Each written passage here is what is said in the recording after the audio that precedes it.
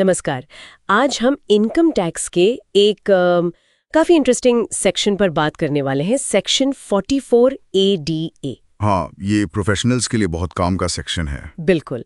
और हम इसे सीए देवन पटेल की व्याख्या के नजरिए से समझने की कोशिश करेंगे। कैसे ये टैक्स फाइलिंग को आसान बना सकता है और ऑडिट वगैरह के झंझट से बचा सकता है। सही बात है। तो हमारा मकसद यही है कि कौन लोग इसका फायदा उठा सकते हैं और कैसे, क्योंकि देखिए कई प्रोफेशनल्स को टैक्स फाइलिंग, ऑडिट ये सब काफी मुश्किल लगता है। हाँ, लगता ही है। तो सीए देवन पटेल की जो बातें हैं उनमें एक रास्ता दिखता है, सेक्शन 44 ADA। तो चलिए समझते हैं आखिर ये है क्या चीज, सेक्शन 44 ADA।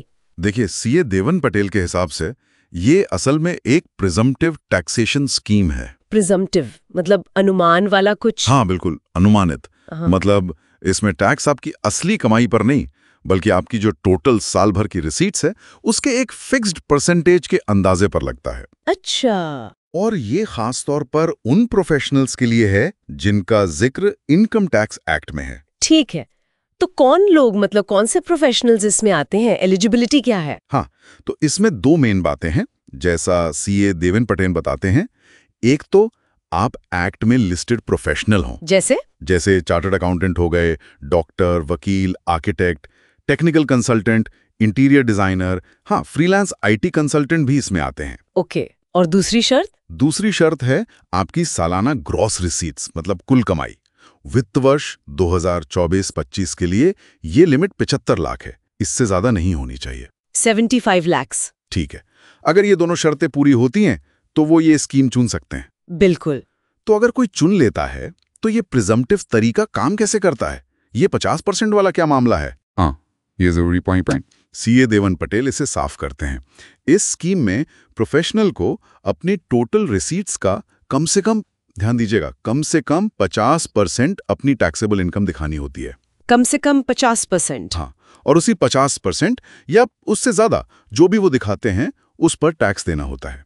इससे कोई फर्क नहीं पड़ता कि उनका असली मुनाफा 50% से कम था या ज्यादा। अच्छा, मतलब अगर 60 लाख की रिसीट्स है, हाँ, तो कम से कम 30 लाख इनकम दिखानी होगी। बिल्कुल सही।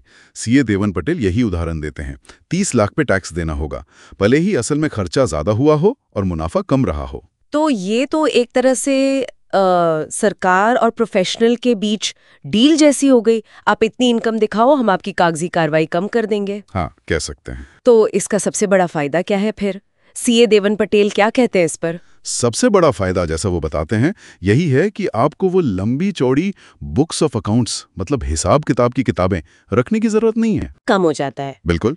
खासकर जो फ्रीलांसर्स हैं या अकेले काम करते हैं उनके लिए तो ये बहुत ही बढ़िया है। सही बात है।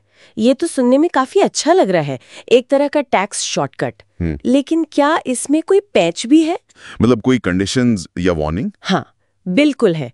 और सीए देवन पटेल इस पर खास ध्यान दिलाते हैं। एक बहुत जरूरी शर्त है। वो क्या? अगर कोई प्रोफेशनल मानता है कि भाई मेरा असली मुनाफा तो 50% से कम है, मान लीजिए 40% ही है, और वो उसी 40% पर टैक्स देना चाहता है, हाँ, तो फिर वो सेक्शन 44 ADA का फायदा नहीं ले सकता। अच्छा, तो फिर क्या करना होगा उसे? उस केस में नियम बदल जाते हैं।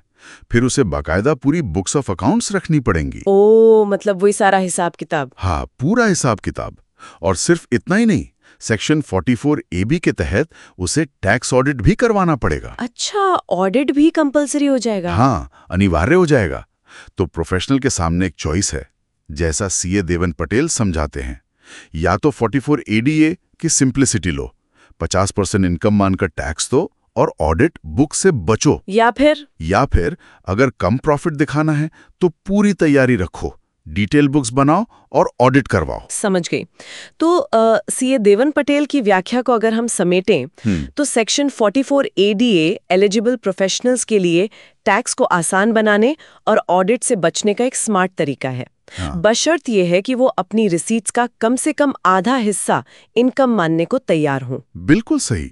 ये एक प्रैक्टिकल रास्ता है कई लोगों के लिए, लेकिन यह एक सोचने वाली बात भी है, जिसका इशारा शायद सीए देवन पटेल भी करते हों। क्या? कि जहां अब 44 ADI जैसी स्कीमें कंप्लायंस को आसान बनाती हैं, वो तो ठीक है, पर क्या डिटेल्ड अकाउंटिंग और ऑडिट से पूरी तरह बच निकलना लंबे समय में किसी प्रोफेशनल को अपनी ही बिजनेस की फाइनेंशियल हेल्थ उसके असली मुनाफे, उसके ग्रोथ पोटेंशियल की गहरी समझ से दूर कर सकता है? ये एक दिलचस्प सवाल है। मतलब आसानी के बदले कहीं हम अपने बिजनेस की बारीक समझ तो नहीं खो रहे? हाँ, ये एक ट्रेड ऑफ हो सकता है जिसके बारे में हर प्रोफेशनल को सोचना चाहिए।